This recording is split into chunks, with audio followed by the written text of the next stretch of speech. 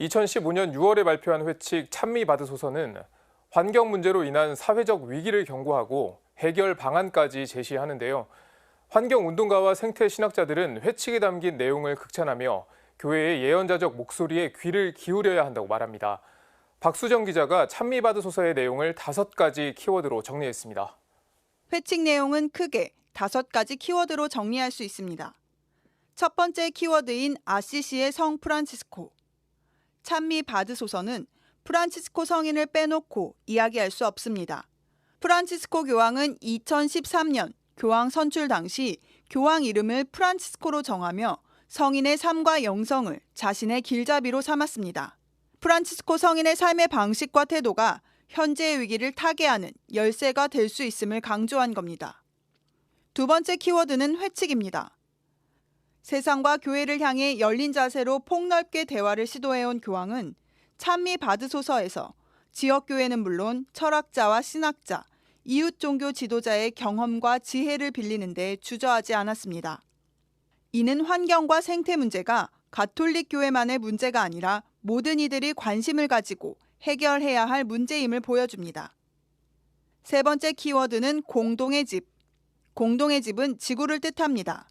교황은 지구를 공동의 집이라고 표현하면서 지구가 인간만의 공간이 아니라 모든 피조물의 땅임을 강조하고 있습니다.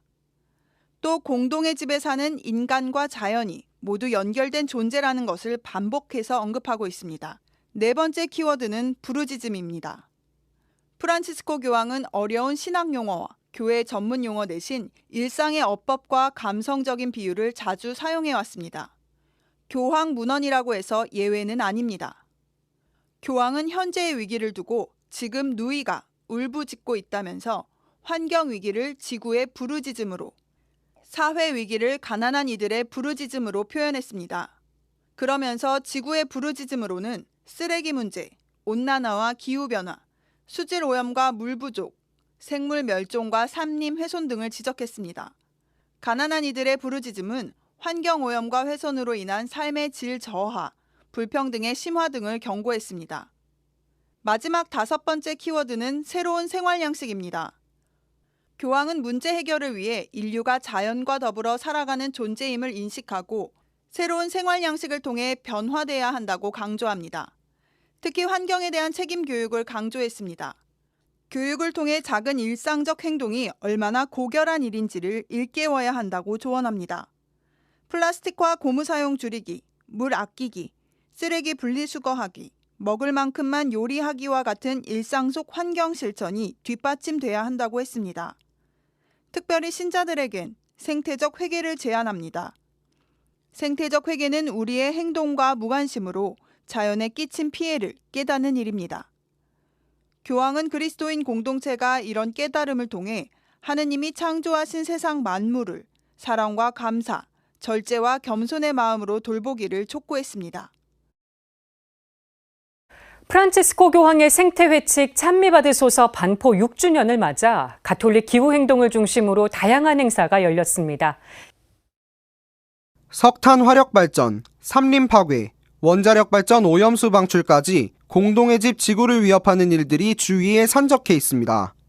이러한 생태위기 극복을 위해 프란치스코 교황은 회칙 찬미받으소서 반포 5주년이었던 지난해 찬미받으소서 주간을 설정했습니다.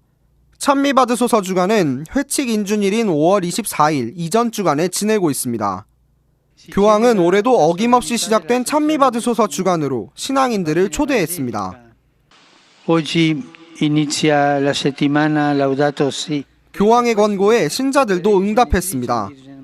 한국 가톨릭 기후행동은 지난 16일 시작된 찬미받으소서 주간을 맞아 9일 기도를 바치고 각종 프로그램을 구성해 생태행동에 나섰습니다.